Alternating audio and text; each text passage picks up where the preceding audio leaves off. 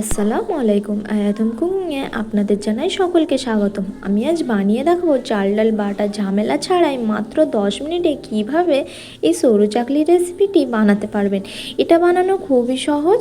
আপনারা চাইলে বাড়িতেও মাত্র 10 মিনিট সময় নিয়ে বানিয়ে নিতে পারবেন এরকম নরম তুলতুলে হাতের মুঠোয় চলে আসবে এমন একটি সরু চাকলির রেসিপি।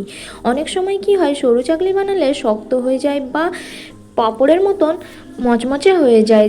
এই রেসিপিটি দেখলে আশা করি আপনারা পারফেক্ট বানাতে পারবেন। তবে চলো দেরি কিসের, রেসিপিটি শুরু করা যাক। শুরু করার আগে অনুরোধ জানাই, রেসিপিটি ভালো লাগলে প্লিজ লাইক কমেন্ট শেয়ার করে যাও। আর যারা যারা আমার চ্যানেলে নতুন, চ্যানেলটিকে সাবস্ক্রাইব করে পাশে থেকো। দেখো, প্রথমে আমি এখানে নিয়ে নিচ্ছি সুজি। এখানে আমি মেজারিং কাপের মাপ করে 1 কাপ পরিমাণ সুজি নিয়ে নিচ্ছি। 1 কাপ পরিমাণ সুজির জন্য দিয়ে দিচ্ছি 2 টেবিল চামচ পরিমাণ ময়দা। 1 কাপ পরিমাণ সুজির জন্য 2 টেবিল চামচ পরিমাণ এখানে আমি দিয়ে দিচ্ছি ময়দা। এবার ময়দাটা দেওয়ার পর দিয়ে দিচ্ছি 1 টেবিল চামচ পরিমাণ গুঁড়ো দুধ। এখানে যে কোনো কোয়ালিটির গুঁড়ো দুধ নিয়ে নিতে পারো। এখানে যদি গুঁড়ো দুধটা বাড়িতে না থাকে, যদি লিকুইড দুধও থাকে তাহলে লিকুইড দুধও ইউজ করতে পারো। আমার বাড়িতে যেহেতু লিকুইড দুধটা ছিল না আজ, তাই আমি গুঁড়ো দুধ দিয়েই বানিয়ে নিচ্ছি।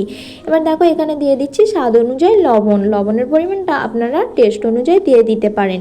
এখানে আপনারা চাইলে চিনিও ব্যবহার করতে পারেন মিষ্টির জন্য। আমি এখানে আর চিনি ব্যবহার করলাম না, আপনারা চাইলে স্কিপও করতে পারেন। এবার দেখো, এখানে দিয়ে দিচ্ছি আমি যতটা পরিমাণ আমি সুজি নিয়েছি তার অর্ধেক পরিমাণ এখানে নিয়ে নিচ্ছি চালের আটা গুঁড়ো। এখানে বাজারের কেনা চালের আটা গুঁড়ো নিয়ে নিচ্ছি। এবার দেখো, ভালোভাবে মিক্স করে নিতে হবে। এখানে 1 কাপ পরিমাণ সুজির জন্য 1/2 কাপ পরিমাণ আমি চালের আটা নিয়েছি। এবার ভালোভাবে শুকনো উপকরণগুলো মিক্স করে নিতে হবে। এখানে মিক্স করা হয়ে গেলে এবার আমি এখানে দিয়ে দিচ্ছি পানি।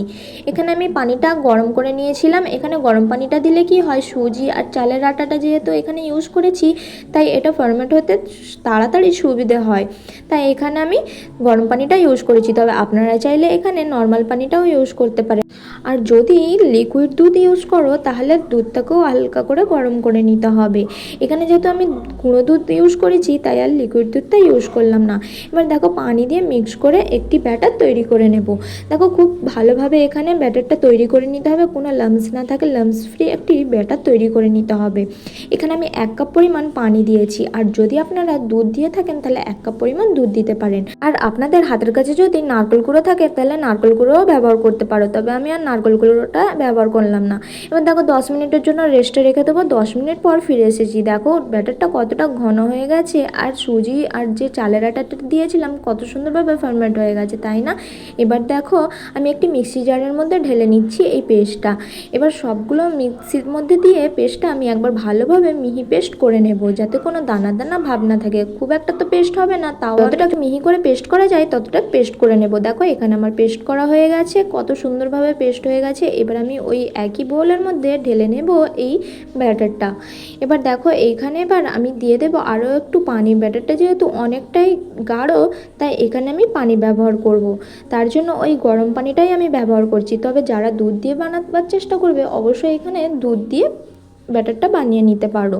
এবার দেখো, মিক্সির মধ্যে আমি অল্প একটু পানি দিয়ে দিচ্ছি, ওই 1/2 কাপ পরিমাণ দিয়ে। এবার মিক্সিটা ভালোভাবে ধুয়ে নেব, বা মিক্সির জারটা। এবার ওই পানিটাই আমি এই ব্যাটারের মধ্যে দিয়ে দেবো। এবার ব্যাটারের মধ্যে দিয়ে আবারও ভালোভাবে মিক্স করে নিতে হবে।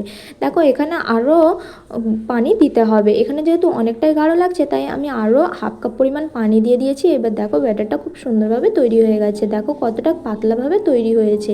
আর দেখো, চামচের মধ্যেও ব্যাটারটা খুব একটা লেগে যাচ্ছে না, পাতলা একটা লেয়ার আসছে। এইরকমই একটা ব্যাটার তৈরি করে নিতে হবে। খুব ঘন হলে এই ব্যাটার তাহলে পিঠেগুলো ভালো হবে না, তাই যতটা পারা যায় পাতলা করে নিতে হবে। তাও বেশি পাতলা নয়। আশা করি দেখে নিশ্চয়ই বুঝতে পারছেন যে কতটা পাতলা রেখেছি। এবার দেখো, পিঠেগুলো বানিয়ে নেওয়ার পালা। তার জন্য একটি ফ্রাই প্যান বসিয়ে নিয়েছি চুলার মধ্যে। আর ফ্রাই প্যানটা গরম হয়ে আসলে একটু তেল ব্রাশ করে নেব। আর দেখো, ব্যাটারটা দেওয়ার আগে এইভাবে করে একটু মিক্স করে নিতে হবে, নাহলে নিচে যেগুলো থাকবে ব্যাটারগুলো বসে যাবে আর ওপরে পানিগুলো উঠে আসবে, আর একদমই ভালো হবে না। তাই একটু মিক্স করে নিতে হবে। আর ব্যাটারটা এইভাবে দিয়ে একটু ফ্রাই প্যানটা এইভাবে করে ঘুরিয়ে নিতে হবে।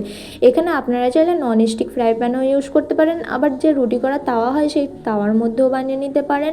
আপনারা যে কোনোতে বানিয়ে নিতে পারেন। এই এইভাবে বানিয়ে নিলে খুবই ভালো হবে, একদমই ফ্রাই প্যানের মধ্যে চিপকে যাবে না। এবার দেখো গ্যাসের ফ্লেমটা লোতে রেখে এবার ওপরটা শুকিয়ে আসা পর্যন্ত অপেক্ষা করব। যতক্ষণ পর্যন্ত না শুকিয়ে আসে কোনোভাবে নাড়াচাড়া করা যাবে না, না হলে কাঁচা থাকা অবস্থায় নাড়াচাড়া করলে হাতার মধ্যে বা ফ্রাই প্যানের মধ্যে লেগে যাওয়ার সম্ভাবনা থাকবে। আর যখন দেখবে এইভাবে করে সাইডটা ছেড়ে আসছে তখনই বুঝে নিতে হবে যে এটা পারফেক্টভাবে তৈরি হয়ে গেছে। গ্যাসের ফ্লেমটা আবারও বলছি লোতে রেখে এই পিঠের রেসিপিটি তৈরি করে নিতে পারো।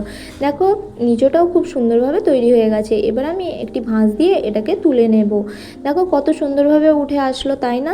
এভাবে আমি আরও একটা বানিয়ে নেব, তবে এইবারে আমি কোনো রকম তেল ব্রাশ করব না। ওই একবার তেল ব্রাশ করলেই এখানে আমি 2-3টে পিঠে বানিয়ে নিয়েছিলাম একবার তেল ব্রাশ করে। দেখো একইভাবে আমি আবারও ব্যাটারটা দিয়ে দিলাম, এভাবে করে ঘুরিয়ে ঘুরিয়ে আবারও আমি একইভাবে পিঠেগুলো তৈরি করে নেব।